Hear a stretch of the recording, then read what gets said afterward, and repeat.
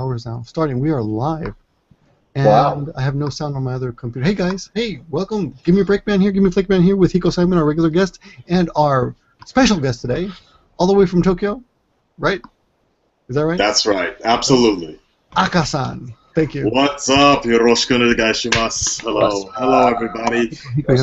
First and foremost, let me tell you guys how much of an honor it is to be with the two kings of the J-vlogging community here. I had to break out my special give me a Flake man glasses here, and got the little YouTube slogan here in honor of Hiko. We're doing it big, guys. We're about to. We're I'm both flashing cue cards for him right here. It's very good. You're keeping up this very good. It is, but absolutely, guys, it's been an honor. I've been following you guys for quite a while here. Victor a little bit more than Hiko, but I've seen what Hiko has done with Amy Yamato, another YouTuber who I really respect, and such. And I'm always checking out Victor's vlogs and such because I do like just to hear his voice in the back of my head while I'm editing. It's quite interesting, yeah. Well, for those of you who don't know, Akasan is you're mostly a reactor. Is that correct?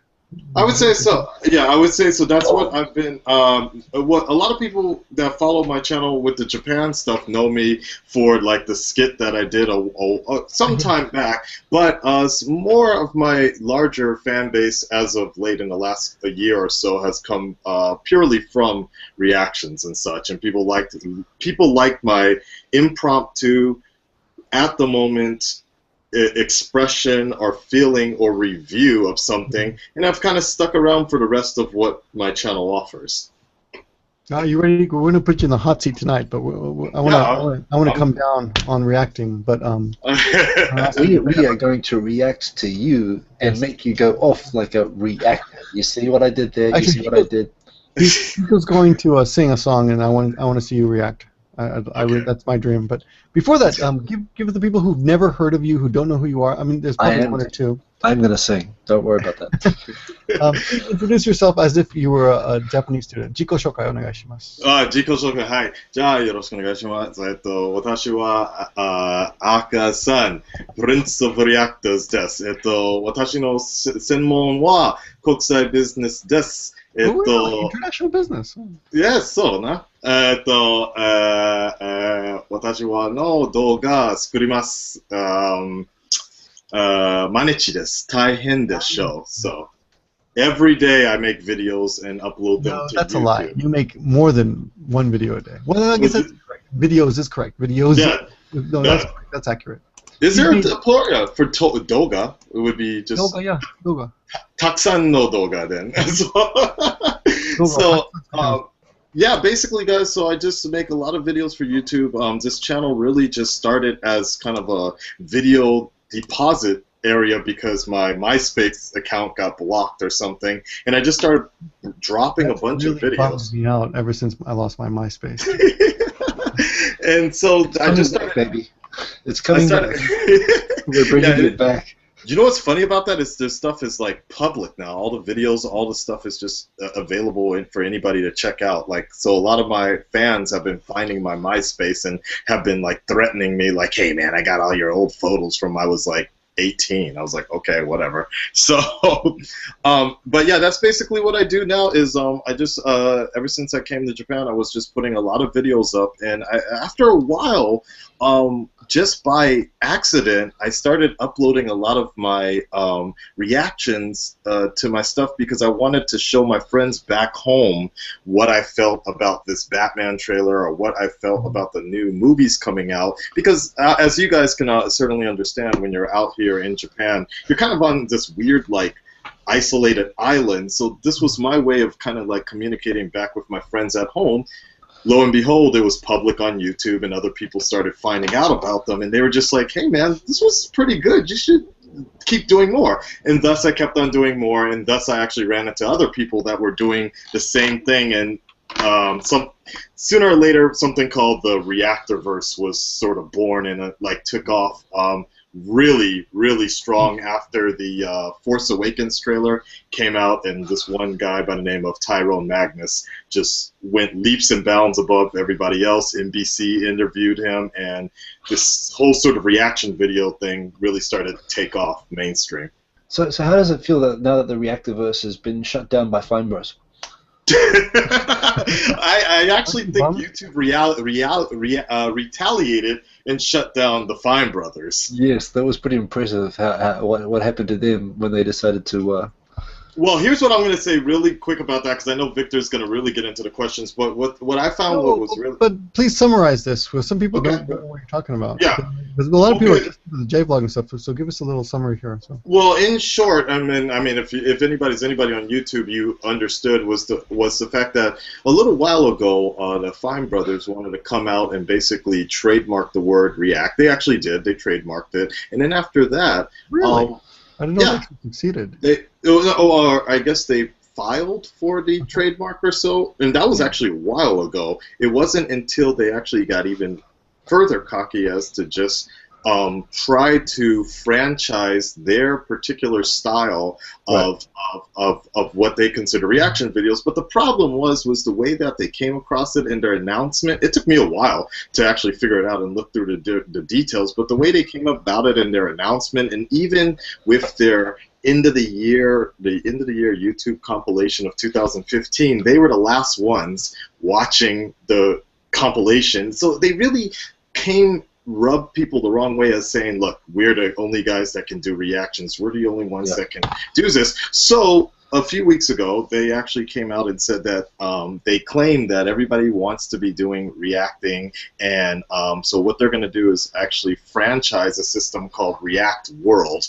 In short, like I said, the way they kind of talked about it, the way they presented it sounded very cocky, it sounded very arrogant, and it just looked like they were just trying to coin reaction videos and make it their own, because it wasn't just the fact that you were going to slap some sort of React World thing on your videos, you were also going to have to give them like a 50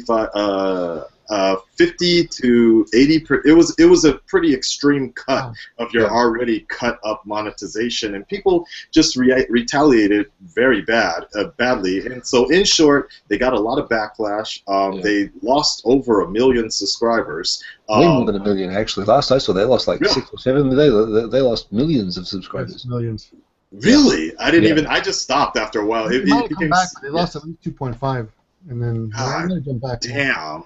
So they had to make an apology. They stopped what they were doing. They retracted their application for the trademark of React, and they closed down React World. So overall, but what I find the irony about all of this is the fact that with all the controversy that homemade reactions kind of come through in like channels like myself, the Fine Brothers was always the pinnacle of what critics would say. You guys need to be more like this. If you have over 1 million subscribers, why don't you become more like the Fine Bros? Why don't you put more production into the like the Fine Bros?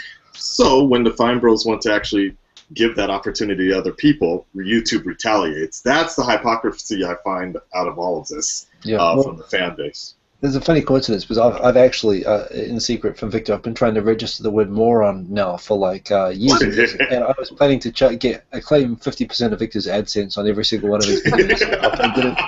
I forced him to make his videos like a franchise of my empire. I make him wear like a little McDonald's hat, but unfortunately, they still keep rejecting my application. So it's not gonna happen. You need Google lawyers. You need Disney lawyers. That's what you need. I need one. Well, that's what I think happened to the Fine Brothers. My theory is that they got some bad advice from some greedy lawyers who said, this is what you got to do to make more money. But only they know. Yeah, it's hard to say, because overall, honestly, I don't think what they were trying to do was a bad idea. I just think the way they were going about it was pretty bad. And just looking into the details of it, because I was actually initially excited. I'm like, this is great. I would love to be a part of this Fine Brothers world. I just don't like them taking all my money for me doing all their work. I just had a brainwave. Mr. Cootie Chap, I actually do know Apple lawyers. It'd be awesome. I should get my lawyer friends together and have like lawyers react to the Fine Bros legal advice. Seriously. They actually did. There actually was a pro bono, I believe, lawyer that actually made a video off of this. Yeah. Because, I mean, I kid you not, you can actually make a pretty good video. Having worked at this, when you're looking at a really terrible contract, I mean, we call our friends around and we start reading it out loud and laughing while we read it. It's actually quite, you know, you can do that.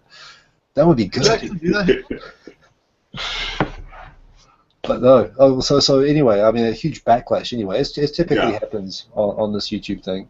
And you know, that's not in a sense for me. I think it was actually a good thing. I'm very. A lot of people might be a bit surprised, but I'm actually glad the Fine Brothers even tried to do this because we are kind of in the midst of a big reactor controversy, and a lot of YouTubers are upset at certain reaction channels. And I think we just like the gaming situation a few years ago when Let's Play was just crazy popular. It was the time of the Wild West, and everything was just being uploaded. So there needed to be something big to happen to start to regulate things, and I think that's where we're at. We're at that stage right now with reaction videos and reaction channels. Like, it's not a bad thing, and I don't think most of these reactors are have bad intent.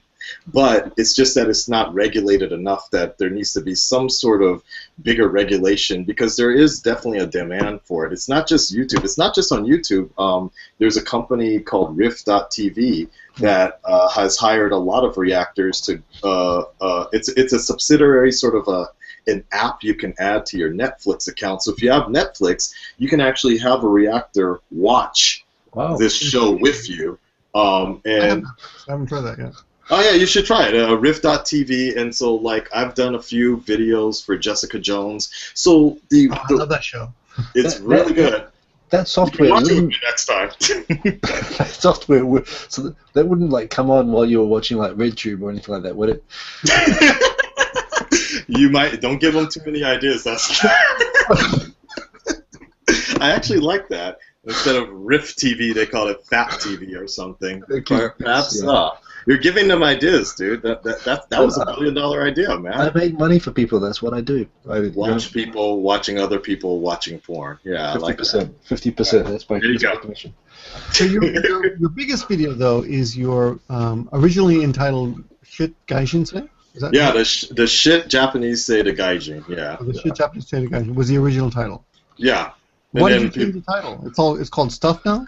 Yeah, I changed it to Stuff mainly because at the time when I filmed that, 4 or 5 years ago, I was living in a very Inaka town, and just, you know, the proverbial understanding of the word shit made it sound like they felt my coworkers and my bosses just kind of felt like I was calling Japanese people shit. So I just kind of changed it to Stuff, and I was actually getting a lot of death threats in Japanese, actually, and people in Japanese, people could figure out where I was living, and that's what, like, I don't care so much about, like, you know, I get death threats daily through, like, a lot of people that don't care about my opinion on certain movies or trailers or whatever, but it's a little more concerning when I have to deal with, That's hilarious to me. Yeah, I know, it's hilarious. I don't like your opinion, I'm going to kill you. I don't like how you reacted to The Flash.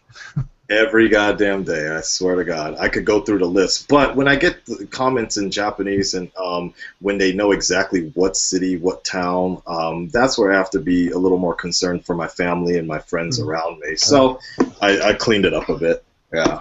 That's crazy. I mean, obviously, I'm stating the obvious, but I mean, that was a great video, and it was a great video just because it was real and it wasn't provocative. I didn't think it was, you know, it was really normal stuff. Well, I guess we have to understand the kind of bubble that Japanese live in. They didn't know that the original was a parody of the shit black girls, the shit white girls say to black girls. Right, so they didn't even know. They didn't know about that to begin with, and then it turned into all these other parodies. I just happened to be in Japan. I'm like, you know what would be good? The shit that Japanese people always say to foreigners. And what was the original one? The original one was the shit white girls say to black girls. Was that how it started? I mean, there were so many. Yeah, I didn't even know where it started from. I didn't know where it started either. Yeah, that's the one that hit YouTube really strong, and that even the same situation, I kid you not, had a big problem. Like a lot of white people were really upset about that video, and one girl looked like she was about to cry. Like they brought the black girl that created the video onto one of those TV shows, and like these white people were up there about to cry. Yeah, it was really funny. Like they felt really offended about that. So. But the irony is that was all based on that woman's friend, the black woman's best friend or whatever. She was completely parroting her and put it in that format. And so, so I guess that's the thing about when you make parodies and call-outs and like kind of like making fun of people, it always hits home for someone, and that's why it makes people so mad sometimes. It causes a trigger response. I think that's the term. A good reaction. You traumatize. Someone somewhere is going to be traumatized by anything that you do. Pretty much that is. Akasan, give us a little background on how long you've been in Japan and what you do, if you don't mind. Sure. Talk about what you do. I don't know what you do, so. Well, yeah, I've been in Japan for 5 years. I mean, first time I came to Japan was like over 10 years ago, back in 2003, actually. And I was kind of just, I was a tour guide for a long time. And then I lived out here for a brief stint. I'm sorry, you were a tour guide? Yeah, I was a tour guide for Tokyo, actually. I used to take a lot of foreigners, Americans, generally Americans, around Kyoto, Tokyo, Hokkaido, all around Japan, man. And I used to make these like pop culture tours. It was quite nice. And then, yeah, it was just part of my job. Independent or for a company? It was for a company. Okay. My company, and then later I actually did it by myself, actually. Independently. Yeah, independently. I did that for a while, and then.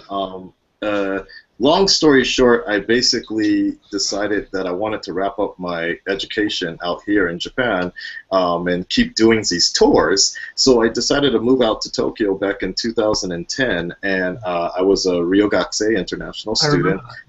Yeah, and then... You had some trouble then, didn't you? You had some monetary problems or job problems? There was something not fishy. Well, the biggest... It really just came down to cost and financing, and it was just like 1 year, I was like 50 grand in the hole already in student loans and all this other stuff, and I was like, I can't do this. And so what I ended up doing, and this was also after the earthquake, so my tourism business went straight to the shitter. So, but I didn't want to go back home either because I knew I've already come this far. I got to make sure I do something big. So I ended up relocating to Fukuoka for like 4 years, and right, okay. Yeah, and so that relocation, which was supposed to only be like 1 year or 2 years, ended up extending to 4 years because it was that hard to actually come back to Tokyo.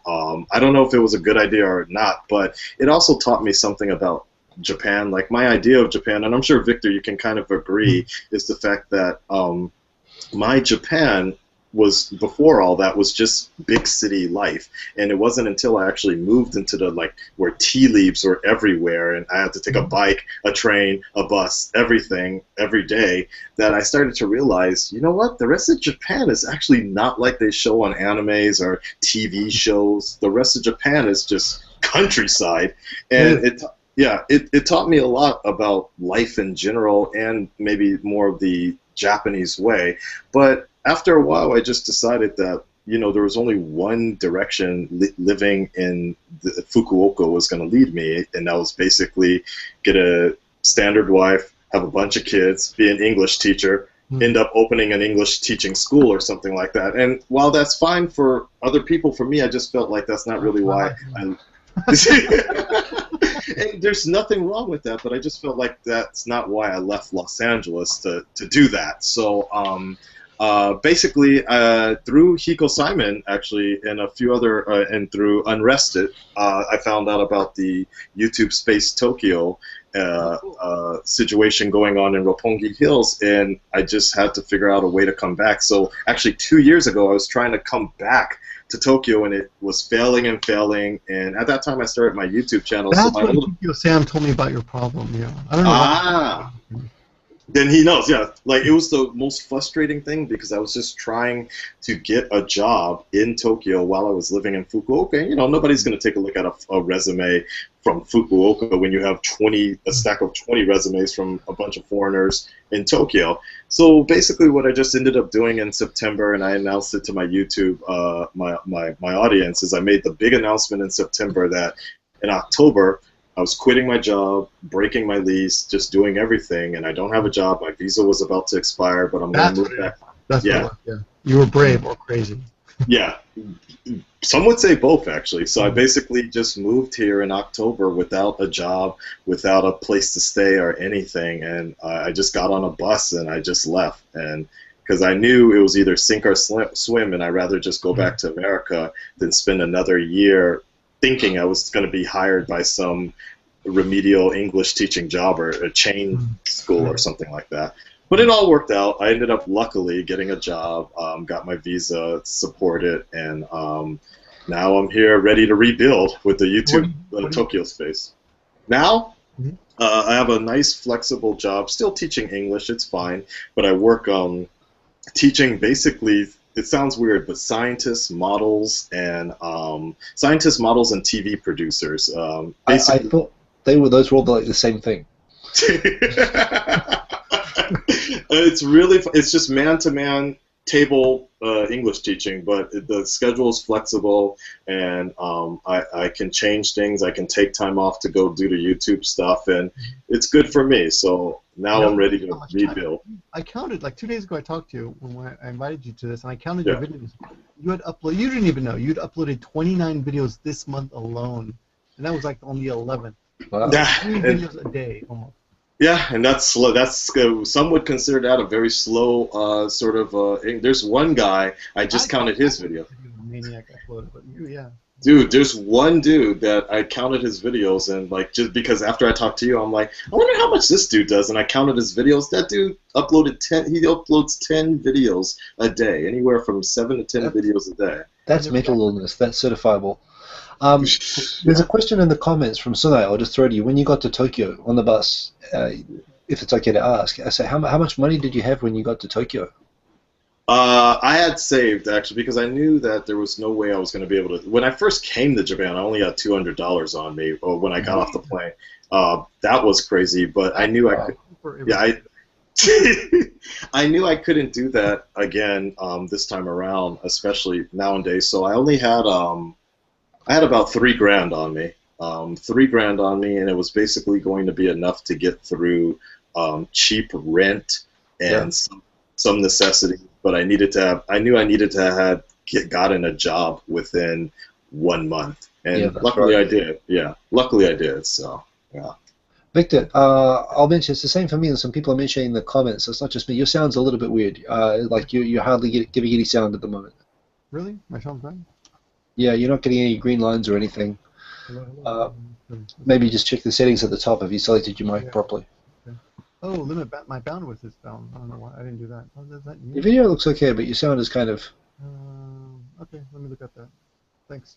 Yeah, no worries. Right now, input. No, it's on maximum.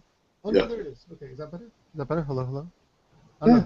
And you know, while I am at it, I will make a special shout out to all my supporters on my channel, because that was actually the biggest problem, is the fact that I didn't actually know if I was going to be able to keep my channel going, because I was selling everything, and you know, this was it. Like I was living in somebody's apartment for like a week on the floor, and but I really appreciate my subscribers. They gave me the strength to keep on going, and they knew I was going through some other stuff, and other fellow reactors were praising me, and you know, some of my subscribers were crying when I made the announcement, and it's through that encouragement. I never felt that before, so I really appreciate what they did for me as well, because some of those times were pretty dark, not knowing what was going to happen next, but you know, luckily with a lot of the monetization, the ad revenue, and just people just straight, they were ready to buy my stuff. They were like, look, you don't even have to ship me anything. Here's $100. I just want to see you continue and grow. And even though even a laptop I'm using right now, a friend gave it to me. I made a pit stop in Osaka on the way, and I mean, I still bought it from him, but I haven't paid him for it. But he was just like, dude, just take it, keep your channel going. Your fans need you. What was that? That's not unrested by any chance, is it? No, that wasn't him. No. That guy? No, never. No, it wasn't him. It was somebody else. Yeah, an entrepreneur himself, actually. Yeah. That's great. That's great. Well, yeah, I mean, sorry. No, Hiko, go ahead. I'm just saying, I mean, it's just amazing. You couldn't really have thought of this sort of thing like how many years ago, 7, 8 years ago. It is kind of amazing how even since YouTube started, how there are people who, I remember back like in the early days, like 2007, 2008, when you would have like the biggest guys in the entire world, like millions of subscribers, doing tearful, please, I'm broke, what can I do, videos. And getting, there was like a huge controversy for the people who are the richest and the best people on YouTube, But now it's something people actually can make a living off, and it's great that YouTube's changed to become that. Yeah, well, absolutely. And my fans are they're very familiar with the fact that I'm very opposed to e-begging. I don't do Patreon, and I don't do this sort of things. And if I can, I just want to make sure that I can give them something back. If somebody's going to give me a bunch of money, I want to make sure I can give them something exclusive. So the best thing I could think of was just giving them the clothes off my back, everything that I was selling, basically, and I just shipped it internationally. I don't use Patreon, but Patreon makes a lot of sense to me from that perspective, because that is the whole idea. You offer something for the people who follow it. I mean, people like, for example, Ami Yamato, who I'm a huge fan of. Yes, me too, actually. You pushed her to use Patreon. I pushed her myself. Yeah. Use Patreon. I'll say, I'll support you. I mean, I think there are some people, I think that... Maybe it's improved. I mean, she's outputting more, I think. Or maybe it's my imagination. I don't know. Well, it doesn't even matter to me whether they're doing more, so long as they're surviving, so long as they keep putting vids out for me. But, for me, it's if they increase output, then it's success. But I actually completely agree with you, and that's why it took me 2 years to do Patreon. Like I just stayed away from it. It just seemed to me at first to be e-begging. How's my sound, by the way? Right. Yeah, you sound all right. Yeah. I changed the microphone. Okay. Yeah, it's better. It's better. I understand that, but a lot of people want to support you in some way, and I found out that when I offered certain things like Japanese lessons, a lot of people jumped on that, and actually I give back a lot that way. But anyway. And I've watched your Patreon, Victor, a lot, and I was like, man, see, that's what I need to do. If I can figure out actually something I can actually give back, then I'd be more than happy to do it. But at this moment in time, I'm okay. You should do like a special unlisted react to your own Patreon videos. You can just like I thought about that, but if anything, really, my focus is right now to be as I've always been, very selective on the things I choose to with reactions, especially with all the controversy going around. And I just want to really bring more to the channel as well, like the skits that you guys enjoyed so much. I want to bring a lot of that back, especially now that I have the ability to be around other YouTubers and other creative people in Tokyo. When I was in Fukuoka, there was like nobody, and I actually got like ridiculed for even doing YouTube, and Fukuoka has Fukuoka has at least like 3 YouTubers. Come on, which I thought was funny, but see, nobody this is still new media, especially in Fukuoka. So I every time I took out my camera or my phone or something, I was just kind of teased, and that annoyed me as well, and was one of my pushing factors to be like, okay, well, people don't understand what I'm doing. They don't really understand what I'm trying to build here, so it's time to leave. So. Yeah. Hey, who did you meet in Fukuoka, by the way? Did you meet any other YouTubers? The only one I met was Find Me in Kurume, and that was just by chance. Mark, I guess, Find Me in Kurume. That's about it. Like, nobody really big. I saw Michaela one time, but that was it. So yeah. You should have been shy to approach her. What was that? Were you too shy to approach her? Or? No, it wasn't that. I just wasn't really that, and I don't mean this in the wrong way. I just wasn't that impressed either. So it was like I think for me, it's like and I'm not doing this because I'm on your guys' show right now, but for me, like, like I can tell with Victor when he talks, like there's a certain flair, like a radio host type of thing, and that's what I grew up in. I grew up in. I got a face for radio. I know what you're saying. Yeah. Okay, no, so I grew up in the radio area, so I can, and I am from LA, so I can recognize talent, and I can recognize like people that I know I can vibe with and actually collab with correctly. But as Hiko would probably just kind of talked about, is the fact that a lot of people here doing YouTube or whatever J-vloggers are just kind of famous only because they live in Japan and their subscribers are vicariously living through them. So and there's nothing wrong with that either, but in terms of like making skits and like showcasing some talent and such, I just feel like there's certain people I know I can kind of pick and choose with that feeling. So. Hey, well, as a representative in this group of the people without talent, I would just like to say that, we appreciate the support, even if it's tokenistic. And, please I have no talent either. I just have no filter. Come on. I have no filter. So people, here's what it is. Because I own my own school, I can afford to say whatever the fuck I want and tell people I don't give a fuck about your subscription. I don't care. And people appreciate that. Yeah. Right? Yeah. People appreciate the sincerity, but it's only because I'm a loser. It's because I don't belong to any big corporation that's paying a lot of money. You're an acquired taste, basically. Yes. Well, that's true. Even my mom, she's like, I don't think that's mine. Well, I mean, guys, let's just tell the truth. We're not blonde. We don't have vaginas, and we can't make a living just making videos being women. That's actually a sore spot for me because I am actually blonde technically. I'm not surprised no one's noticed. Well, here's something I want to point out though. For those of you who don't know, I did a little. Of course I saw the original stuff that Japanese people said to Gaijin video years ago before I knew. I didn't even connect that it was the same guy, despite that both have dreadlocks. Call me, I don't know. I just didn't connect that it was the same guy. It's just some other guy. And I saw one of your react videos about a year and a half ago, and it didn't have that many views. And I thought that's kind of. I think you were reacting to like a trailer or something. Okay. And I thought that's kind of weird. That's kind of a weird thing to do, but okay. I just saw it. Looked fine, whatever. I didn't think too much of it. I didn't think bad of it. I just thought it was something I wouldn't think of doing. And then when I was talking to Scott last week, he was praising you and saying, "Oh man, you gotta check him out. He's kicking ass and he's doing really well now." And he got shouted out by some huge channel, which I don't know who that was.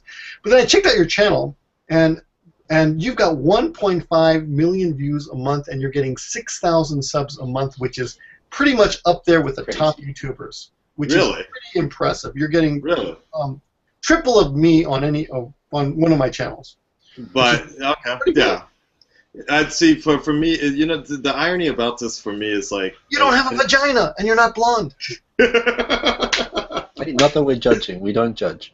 Not yet. But like I've never actually someone asked me this a long time ago. Like, how does it feel to be at 40,000 subscribers? I'm like the same that it felt when I was at 20,000 subscribers. Like, I don't know. It didn't really matter so much to me. Like, there's always been this kind of sub check. How many subscribers do you have? Blah blah blah blah blah. And it's always been this dick size check that I was just like, whatever, I don't care. I just want to make sure. My penis has grown since I got 100,000 subscribers. No, but it's true. You tend to care less about your penis size as it increases. As you get older, I think once you're over 15 inches, you pretty much stop even needing to measure it anymore. Why measure it anymore? It's when your balls start to enlarge you need to actually worry. When you got a wheelbarrow. Difficult because you can't walk. Yes. Yeah, exactly. Wheelbarrow. Yeah. No, but to be fair, the subscriber number doesn't mean anything to me. And I'll still talk to people who don't think I would talk to them just because they're smaller.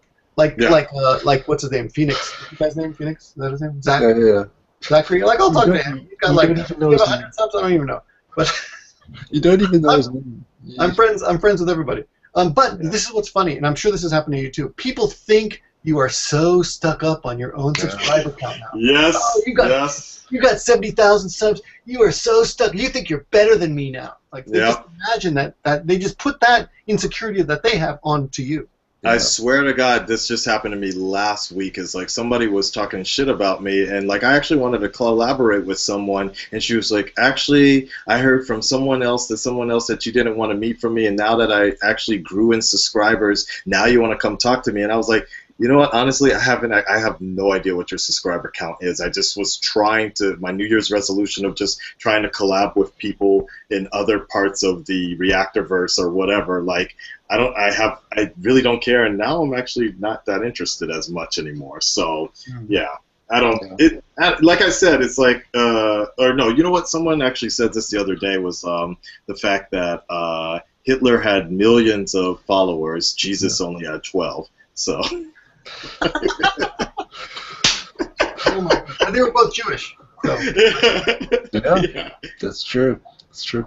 So, help me out here. I want to take this back a little bit. Help me. I have issues and I need some support. So I'm just going to ask. Like, there have been these genres of videos like pop out of nowhere, and you know, for me, you know, I've hit that certain middle age where the whole world like stopped like 6 years ago, and I haven't kept up with anything since.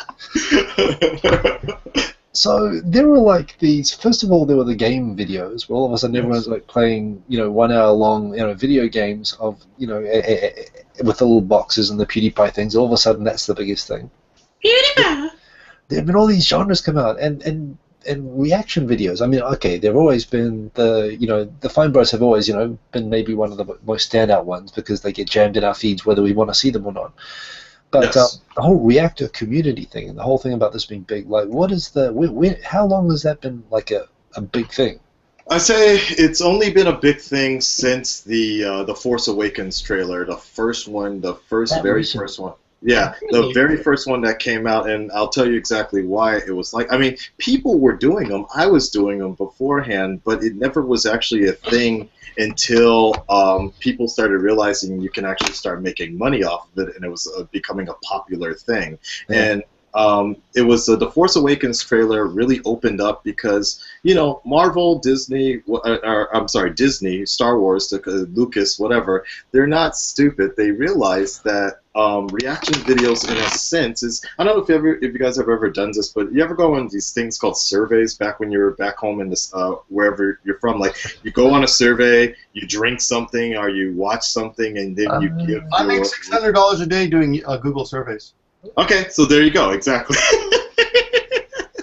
Exactly. So that's basically like companies look at these trailers and they look how people are reacting to them, and they're like, God damn, why don't we actually start utilizing all these videos? And so they started contacting people, and it wasn't until this one reactor by the name of Tyrone Magnus, he's an actor, entertainer, what generally people would consider the leader of reaction videos and such.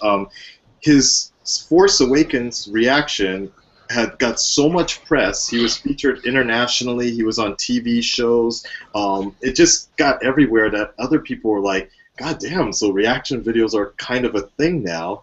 Maybe I can put down 20,000 views in 10 hours. Wow. Yeah. And he's my friend. No. And so it wasn't until that happened, like he blew up. I remember him. Yeah, I remember him. They featured him on Yahoo or something, right? Yeah, exactly. So he was only at 50, I think 60 or 70,000 subscribers at that time. So in less than a year, he just went like boom. He blew up hard after that, and other people started joining in, and it just became this kind of thing of like people wanted to see what other people's reactions were to trailers, and I stress that movie trailers and things like that. But you know, with any sort of thing that blows up, it starts to become saturated. And what happened was other people decided, let me put down the video game. Let me stop doing, like Hiko, let me stop doing the gameplays. Let me jump on this new trend and start reacting to everything. And that's where it got kind of overblown, and that's where the kind of controversy happened, because if you guys are familiar with Reply Girl, that's what started. Her. Oh my God, is she still around? Yeah, no, she's done. YouTube changed the system, and I remember that. Yeah, there were 2 or 3 of the Reply Girls. Yeah, because it was an abusive way of the reply system. So that's kind of what's been happening now with reaction videos, is that no matter what you see, now there's like a reaction to it. As long as it's trending, somebody reacted to it. It's like dog slips on the floor while carrying a wiener. Reaction right under that. So that's where it kind of got out of control, because it went from just the circle of fans just reacting to stuff to now this bigger opportunity, especially because studios can't monetize just Facebook videos or whatever. So here's me being grandpa. I'm Googling to keep up with the conversation. So I just looked up. I didn't know about Reply Girl. So I looked it up, and it's actually it's in the Urban Dictionary. Yeah, it is. And the definition is awesome. There's two definitions. The first definition is really annoying females on YouTube who reply to mainstream trailers, news, viral videos, whatever, to attract lots of attention. They are a new type of attention whore, which is another defined term. The second definition is the real life jack-officer. I'm sorry, it's jack-officer. I don't know. I'm assuming Jack-officer? The jack-officer. Spelled Jackoffasaur. I'm sorry. Yeah, maybe you have to look at it to find it funny. But anyway, yes, I'm sorry. The definition is hilarious, actually. So. Okay, I'm actually glad the controversy is going on, because it's something that I called out like a long time ago. I knew that if you go beyond the conventional means of what studios were allowing, because I've talked to HBO, I've talked to Sony, I've talked to other companies, and they've been fine with the reactions. They just don't want me to show the whole goddamn episode. They were like, HBO emailed me, they're like, yo, we love your Game of Thrones reactions. Just can you keep it down to like 10 minutes or something? And I was like, okay, I understand. So there's been a compromise there, and they like it. I've been contacted by Sony to react to their trailers. That's awesome. Yeah, so it's there. It's just the thing that, like I said, these kind of more opportunist reactors started going outside of that zone and reacting to bigger YouTubers, and that's when YouTubers get pissed. So essentially, like, let me put it this way, Victor, if somebody took just any of your videos that you did a reaction to me watching my videos, right? Exactly. But if somebody ended up taking your video and got like 300,000 views on it and started taking almost the entire catalog of your stuff and getting all those views on it, you'd be pretty pissed off too. It's the fact that, like, okay, wait a second, I'm not making any money off of this. Right. So that's where it became a big problem, because YouTubers started noticing these channels were taking their videos and making money off of them. So that's good. Hey, for people who just remember, but Steve. Sure. For YouTubers who are watching, who are just interested, a lot of people are interested in kind of the monetization process here. And you're mentioning to me that some of your videos do get claimed by like Warner Brothers, etc. Could you talk about that a little bit? Yeah. 1.5 million. I've said in my videos that 1 million views equals $1,000 to $3,000. You're getting 1.5 million views, so theoretically you should be getting $4,500 or $4,000 to $5,000 a month. Response. Should I? Should I really? If I was getting $4,000 to $5,000 a month, I wouldn't be needing a job. Well, only for the purpose of a visa. I wouldn't be on your fucking show, right? I wouldn't be in this guest house right now trying to get to the point where Victor is with his own dedicated room for YouTube. So I said I'll take it away in 5 years, believe me. I mean, the majority, I would say, I'll be in that guest house. The majority of my reactions, and I had to put a disclaimer out there because people were lumping my channel with the other channels that have been abusing the system, but I said about 99.9% of the channel's reactions are either approved or claimed by the studios or the original content creator. In short, I guess if it's Warner Brothers, Universal, Fox, anything like that, the moment you put that video up, it gets claimed. Right. So it's $0. It's all going to them. So like the latest video I did with what was that? Batman versus Superman. Yeah. All of that shit went straight to Warner Brothers. Almost. You didn't get a penny of that. I don't get shit. Sorry, I don't get anything of that. Like, but you do. Your subscriber count is just going through the roof. You're getting 6,000 subs a month, which is for me 6 months of subscribers. Right. So.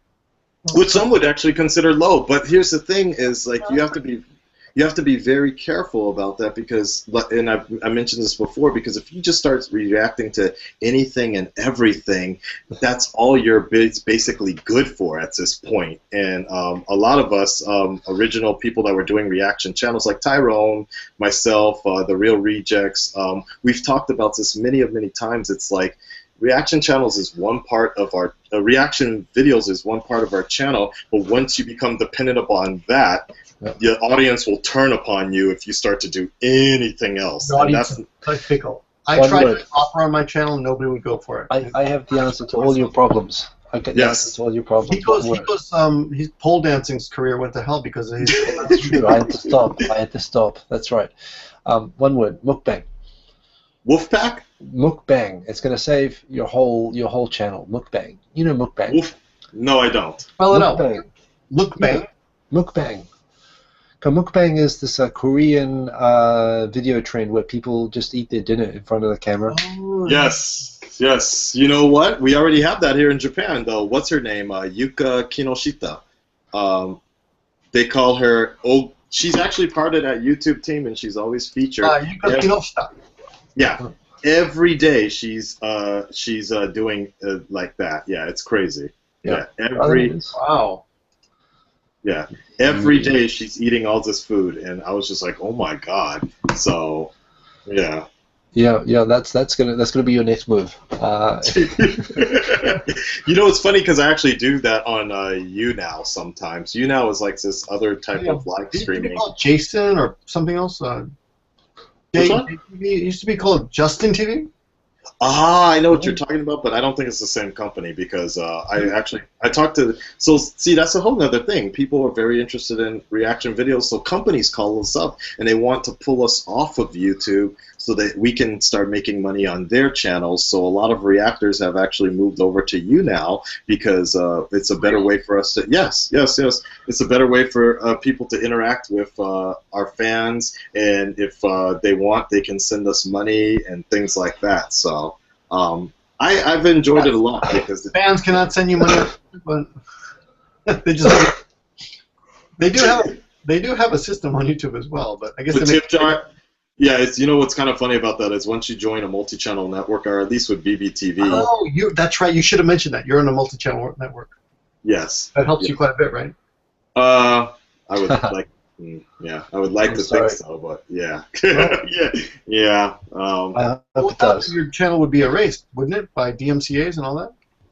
I would say, and you know what? That's a good question. But I would say it's funny. I talked to Tyrone about this a few days ago, and he was telling me like, yeah, he needs a multi-channel network because in the 10 minutes that he switched from one multi-channel network to another, he started to get all these notices.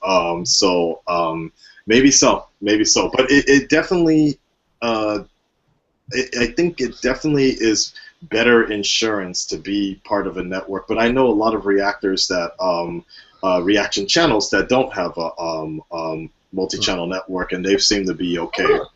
Yeah, but then again, one of the biggest channels actually ended up, his channel's getting deleted in about 4 days or so. So. What's I think his name, Blasphemous HD or something. He actually had to put up a notice to his fans to let people know to go to his next backup channel, basically, because he had his third and final copyright strike. So that's one of the risks of like reacting to Blasphemous HD. Blasphemous HD. Yeah. I'll look him up. Okay. Yeah. And as you can see, like that's one of the risks of kind of like reacting to anything and everything without getting permission. It is crazy, isn't it? I mean, you think about it. You're putting work and effort. 204 million. Yeah, so you're putting work and effort, and you're creating a product, and that product makes money for the movie studios. Some of them. Also for some of them, and they have a choice with that. That they either take all the money that you make for them, or they put a strike on your account and possibly kill you. Yes, but here's the thing, Hiko. Here's the thing. Like most movie companies have finally wised up, just like the video game companies. They wised up and they're like, wait a second, we can make money off this. But the problem here is that if you're one of those channels that go, like I said, above and you go beyond things that are out of control into that wild, wild west range of just taking any video you see off of Facebook and reacting to it, you run that risk of someone being like, I don't want you making these views. I don't care. And they can decide on a whim whether they want to pull the trigger or whether they want to let it go. Yeah. Like, only 3 strikes in the genre that you're doing. 3 strikes could happen in one day. You know. I had, the craziest thing. I had 2 strikes on my channel for the longest time, and it wasn't even by people that own the material. Yeah, that's screwed up. Those are haters. Yeah, no, it was just, you know what it was, and this is relatable to what we're doing. It was just a bunch of Japanese otaku. Was it Mira? Osaka. No. My heart. Hey, before I gotta explain that before the show. Anything you don't want to talk about? I said we'll talk about anything. It goes, even Mira. I said, yeah, we know about Mira if you want to. I don't care. I'm not afraid to talk about it. I met her actually. I met her for the first time. I met her a dozen times. A few times. Yeah. She seemed like she on the show. She was great. Yeah, she seems like a really cool person. Actually, it's very interesting. You could hang out with her. Give her your phone number. There you go. Yeah, do some collaborating, right? Yeah. But yeah, definitely risky. It's a risky venture to be doing this. But I don't know. That's why I think it's very important to implore upon people wanting to start a reaction channel to not start a reaction channel and start something that's based upon your personality, because just in case that the channel gets shut down or whatever, people will still come find you somewhere else as some other form of. You're like Kiko and you have no personality. Yeah. What do you do if you're like me? Then go back to the eating videos. Yeah. Mukbang will save us all. You just have to eat. Yeah. Kiko, I would watch you eat. I would watch you eat. I can see that. My wife says I'm pretty disgusting. I'm not sure it would work, but I could try. All right, cool. Let's see. Let's take some questions, huh? Yeah, that's why let's do that. Oh, Maggie Bond. Maggie Bond was that kind of a thing too, but she was Maggie Bond was genre, wasn't she? She was, it's funny. Like when she showed up on TV, I felt like that was the beginning of the end right there. It ruined the illusion basically. People actually saw her for what she really was and was like, okay, the smoke and mirrors were gone after that. So, yeah. Yeah. It was kind of. I mean, she was one of the original. I mean, thinking back now, there were people who used to make reaction videos to Maggie Bomb. Because there were these mysterious short videos that were like perfect reaction material. It's like, oh my god, what is this? What are you doing? React, move, do something. I'll tell you what the newest thing is it's Shori actually, and she's more of a Facebook phenomenon. It's just this Korean woman. That pours ketchup all over her body. Or yes. 787 posts every one of her videos. Zach posts that bullshit.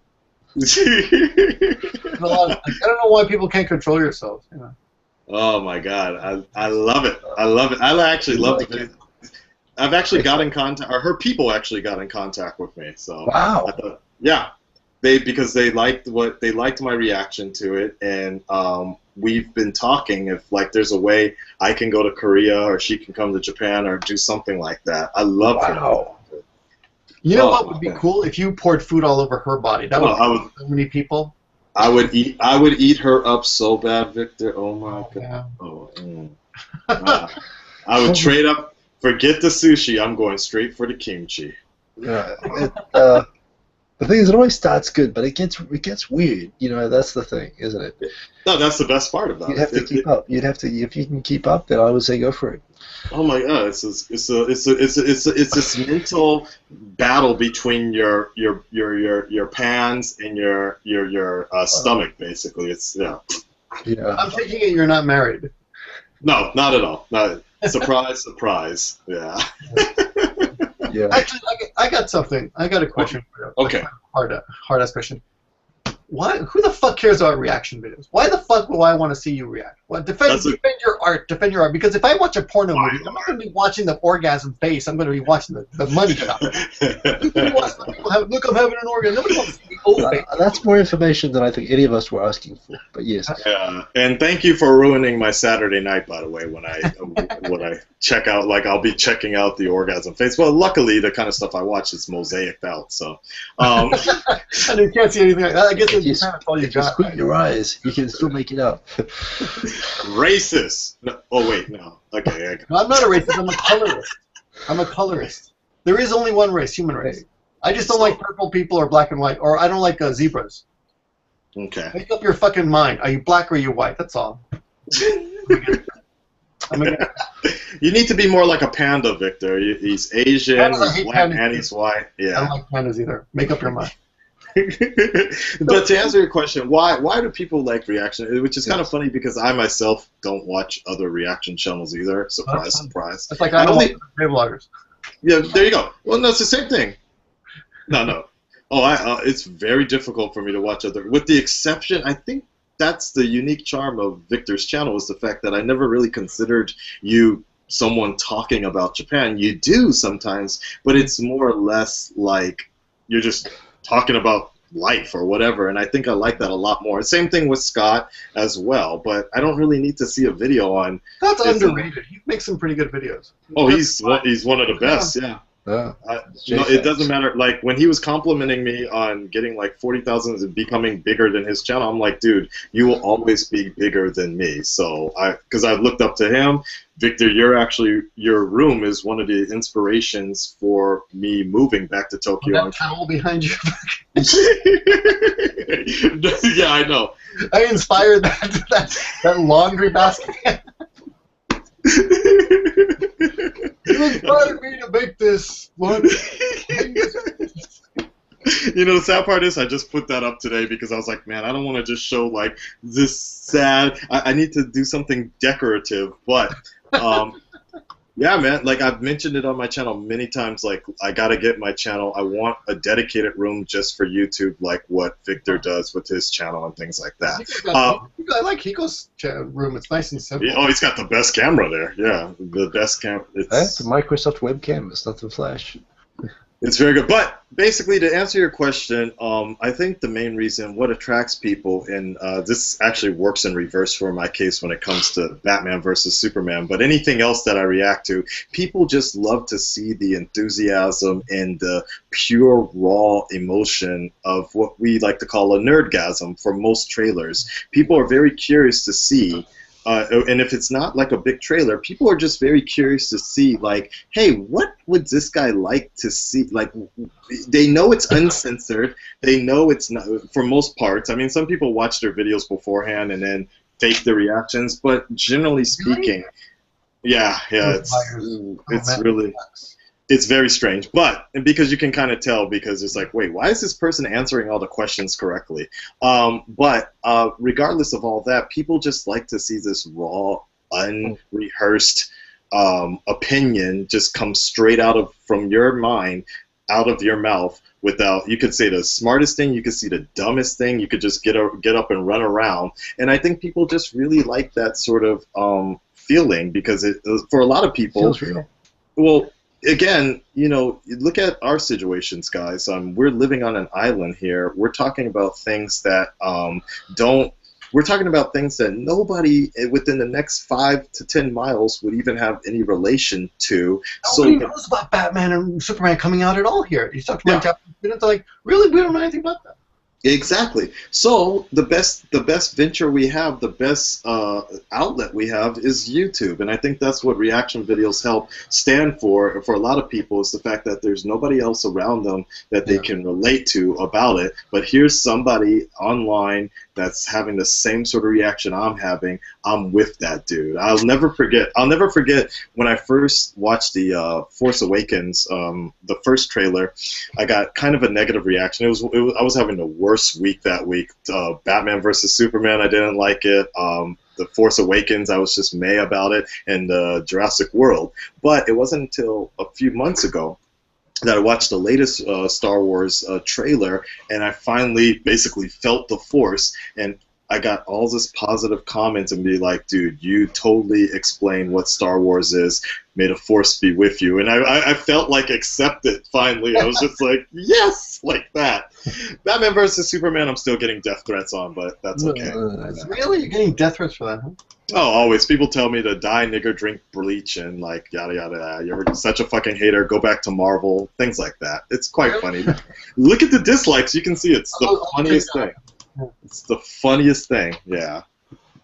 But as well, that helps as well. People like to see someone who, if you're just going to go on and like every single thing that you react to, of course, that gets pretty boring as well. You have to, it's more interesting when people want to see is this going to be a positive or negative, or it feels more real that way. Yeah, I think so. What you were just saying actually made me think of something from the very first conversation I ever had with YouTube people, which was like, geez. There are actually people who work there, by the way. Yeah, there are actually human beings there. and I told them. We've seen them. And this was back in the day. There used to be literally like 3 people. It was actually amazing how overworked the people on it were. But it used to be for years and years. It really wasn't until about 6 years ago that actually Nico Doga used to be on YouTube in Japan. Yes. And the magic source, the secret source of Nico Doga was the fact it's got built-in reactions. I mean, the whole idea that people would upload. Yes. Right. Yes. When people would upload, the police, when they first arrested a guy for pirating a movie, who uploaded a full movie onto Nico Doga, and they asked him why he did it. He said, "I just wanted to feel like I was watching it with other people." Yes. Yes. I remember reading the news story. It sounded kind of lonely, but it was precisely he just wanted. It was exactly what you just were talking about, the whole rationale for people who watch reaction videos. Feel like they're watching with a friend or something. And that was the magic of that site. And the very first thing I said to YouTube people was, I said, go and buy their site or get a royalty for their commenting system, because I think their commenting system is genius. And I think if you put that with YouTube, I think that would, or even as an option, or as standard, I think it, just being able to see and visualize the reactions and so on, and the fact that absolutely, I still think it's the most genius commenting system I've seen ever. Yeah, I'm just laughing about that comment though, because it's so true. I completely understand why people would do that. But the downside of that is that if you allow that, it opens the door to a lot of hate and a lot of wacko. It's hard. You can block people on there, but once the comments are up, I don't know. But again, some of the reaction videos are negative. The comments are guaranteed to be negative anyway. I mean, you have to be on there like blocking people. There would all be someone jumping on there to see his reaction on this. That'd be hard. Yeah. Well, there's a lot of YouTubers who don't even go to Nico, like Megwin. Megwin hates Nico, or he used to. I don't know now. Like, I'm staying away from that place. That place is too scary. It's rough. It's a rough playground, but but at the same time, just for watching. I mean, and it's funny. Like for me. When I first discovered that my Japanese videos have been ripped and put onto Nico Doga, and I go over there and I find them, and I'm actually watching, as I'm watching the video, people like reacting in real time to my comments and how people are reacting. I mean, that's a completely, as a video maker, I love whoever ripped my video and did that. That was like, for me, that's great. Watching people react to me, who I don't know who they are. It doesn't matter who they are, but there is a thing about that. That reaction, the magic source of that is the reaction element. It's the element that you just described that I think is brilliant. When you can tap into it right. When you get a real reaction. I didn't even think of that connection. That's good. No, that's exactly right. Like that's the way it works. Like even like now, it's gotten to this point, guys, where even the reactors are getting roasted. Like we've actually had a few events where people have come and they roasted all the reactors, and it's become this great feeling of like the fact that we've been acknowledged in some form of a celebrity status, but people have had some sort of connections to us that they can make personal jokes about us, and you see a bunch of people laughing about it. It's really good. Yeah. You have that kind of sense of humor about it. Yeah, I think so. I think Victor, you and I should make a channel just dedicated to making reaction videos to reaction videos. Where we should just like criticize the reactors like nonstop, just I'm gonna go. And then you do a reaction video, me reacting to somebody's reaction video, and then we'll just expand out like the Matrix or something, you know. Yeah. In our world, we call that reacception. Reacception. It's already been done. Yeah. Yeah, probably. I'm sure. I think. If we put a mukbang in the middle of that, then we'll make it a whole new thing. There'll be yeah. There you go. Exactly. So we gotta wrap up because it's midnight. But I want a couple things. Everyone, remember his name is Akasan, and your channel's name is Akasan. Means red man. What red? Mr. Red, I guess, right? Yes. Not RedTube. And because he used to be on RedTube. Do you have a backup channel? I do have a backup channel that I don't use right now, but you can definitely. It's called Arkham Avenue. Arkham Avenue is the backup channel, just in case it's. Batman referencer. There you go. You got it. Like that's how it all started, and that's probably how it'll all end with the Batman. So yeah. And you're going to be at the YouTube Hanami, probably, maybe. Hopefully. Yeah, I think it shouldn't be a problem. When is it? Yeah. April 2nd. April 2nd. April 2nd. It shouldn't be a problem, man. I should be here. Yeah, no April Fool's joke, right? Yeah, no. April. You'll be the only one there, right? Yeah, the whole thing is going to be a joke. All these people show up, and Hiko and I will be at home watching our TV. Making a reaction to it, yeah. So, one last question. Hiko, you can have one last question, too. We're going to wrap it up. But who's going to win, Batman or Superman? In most cases, I've always rooted for the Batman, but in this particular movie case, I am rooting for Superman because I think he's getting the unfair shaft here. So, it's a Batman, but it's not my Batman. So that's a whole other controversy and a whole other. Oh God. Okay, you're gonna win here. You're gonna win. Okay, Hiko, what's your question? I'm on the. How can I? You're wearing like a Chihuahua costume. How can I top that? It does look like a Chihuahua, doesn't it? It does look like a Chihuahua. But it's okay. So present company accepted. If you're going to make a reaction video ever to a Japan-based YouTuber, good question. Who would that be? I was actually going with. I did a reaction to Yuka a while back. One of her because I just wanted to introduce her or whatever to people in the rest of the world that may not know about what she does. But I'm just still trying to get approval to make sure she's fine with that. I don't want to be going into the YouTube Space Studio and be like, "You ripped off my goddamn video." So,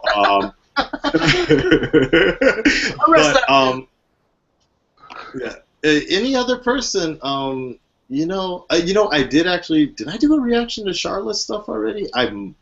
No, I think I borrowed one of her videos because I met her at a Halloween party, but I didn't know it was her. She was wearing a costume, so. Oh, really?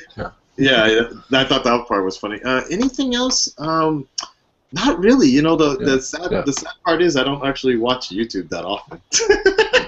Actually, 2 videos a day. That's hard work. Yeah. That's right. When you're producing content, you get an excuse. So that's one of the jokes when my fans roasted me. They were like, "Akasan, the YouTuber that doesn't watch YouTube." Hey, I learned a whole bunch from you on this conversation. So you're doing plenty more than me anyway. So good talk, man. Thanks for joining us tonight. Yeah, my pleasure. I want to thank all the moron armies, the morons out there for accepting me into your world today. And Hiko, you have a name for your fan base? The Hikoians? The Hikonians? He's okay. People of exceptional taste. I just call them that. That's what they are. Gentlemen of exceptional taste. There you go. The gentlemen of sexual. Let's go with that. The sexual taste and the moron army. Thank you so much for allowing me into your homes tonight. We'll be back next week on Hiko. Oh, actually, next week, Hiko, I'll be doing stand-up comedy again, so I will not be here. Okay. I was going to change the day to Sunday or no, Sunday's your show. That's right. We'll figure it out. I'll have my people talk to your people. Okay, but yeah. Anyway, the countdown is coming, so please remember April 2nd, the Hanami, probably Yoyogi Park, right? Is it? Yes, Yogi Park. Same place it has been for the last 20 years. Good. Same spot. All right, great. Thanks for joining us, guys. Thanks, Akasan. You're welcome. Take care, guys. Peace out. Peace. Stay on, Akasan. We're just saying goodbye. But I'm Yes. gonna stay on. Right. Stop podcast. There we go.